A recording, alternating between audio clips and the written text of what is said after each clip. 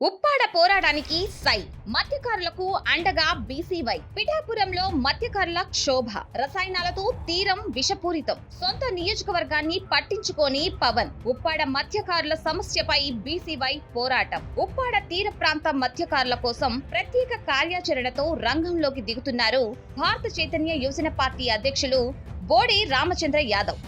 మత్స్యకారులకు మద్దతుగా పోరాటానికి సిద్ధమవుతుంది బీసీవై పార్టీ. పిఠాపురం నియోజకవర్గంలోని ఉప్పాడ మొదలు అద్దరిపేట వరకు ఫార్మా కంపెనీలున్నాయి. దివీస్ వంటి బడా కంపెనీతో పాటు ఫార్మా అండ్ కెమికల్స్ ఫ్యాక్టరీలు ఉన్నాయి. వీటి నుంచి బయటకు వచ్చే రసాయనాలను నేరుగా సముద్రంలోకి వదులుతున్నారు. దీనివల్ల మత్స్య సంపద నాశనమవుతుంది. అక్కడి వేల మంది మత్స్యకారులకు సముద్రమే జీవనాధారం. చేపలు పడితేనే వారి కడుపు నిండేది. కానీ కెమికల్ ఫ్యాక్టరీల నుంచి వస్తున్న వ్యర్థాల వల్ల మత్స్యకారుల వలలో చేపలు పడడం లేదు. ఒకప్పుడు వలలు పట్టుకొని రాత్రిపూట సముద్రంలోకి వెళ్తే ఉదయం కల్లా వల నిండా చేపలతో ఒడ్డుకు వచ్చేవారు.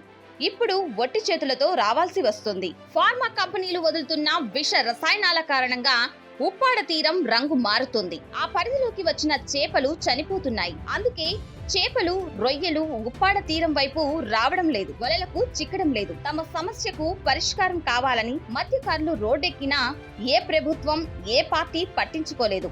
ఇకపై అక్కడి మత్స్యకారులకు అండగా నిలబడుతుంది బీసీవై పార్టీ. తీరంలో విష రసాయనాలు కలిపితే చేపలు ఎలా బతుకుతాయి? వాటిపైనే ఆధారపడి జీవిస్తున్న మత్స్యకార కుటుంబాలు ఎలా బతుకుతాయని ప్రశ్నిస్తున్నారు బీసీవై పార్టీ అధ్యక్షులు బోడి రామచంద్ర యాదవ్. మత్స్యకారుల జీవనం, వారి పిల్లల చదువులు, అక్కడి కుటుంబాల భవిష్యత్తు అంతా తీర ప్రాంతంపైనే ఆధారపడి ఉందని ప్రభుత్వానికి గుర్తు చేస్తున్నారు భారత చైతన్య యువజన పార్టీ అధ్యక్షులు బోడి రామచంద్ర యాదవ్. సాక్షాత్తు డిప్యూటీ సీఎం గా ఉన్న పవన్ కళ్యాణ్ సొంత నియోజకవర్గంలోని మత్స్యకారులకు న్యాయం జరగకపోతే ఇంకెవరికి చెప్పుకోవాలి? అందుకే అక్కడి మత్స్యకారులకు అండగా పోరాటానికి సిద్ధమవుతుంది భారత చైతన్య యువజన పార్టీ. సమస్యకు పరిష్కారం కావాల్సిందేననే అజెండాతో త్వరలోనే ప్రభుత్వంపై యుద్ధం ప్రకటించబోతున్నారు బీసీవై పార్టీ అధినేత బోడి రామచంద్ర యాదవ్.